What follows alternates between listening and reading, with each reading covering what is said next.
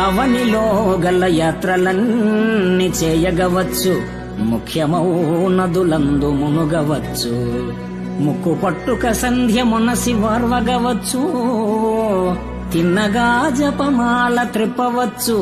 వేదాలకర్ధంబు విరిచి చెప్పగవచ్చు, శ్రేష్ఠ క్రతువులెల్ల చేయవచ్చు.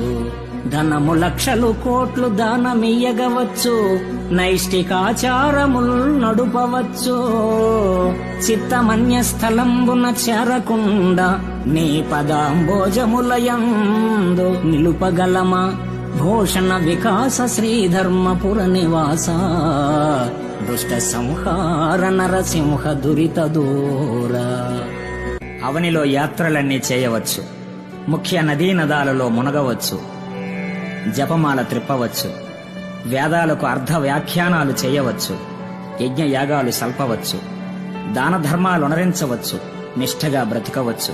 కాని చిత్తాన్ని నీ యందు నిలపటం సాధ్యమవుతుందా?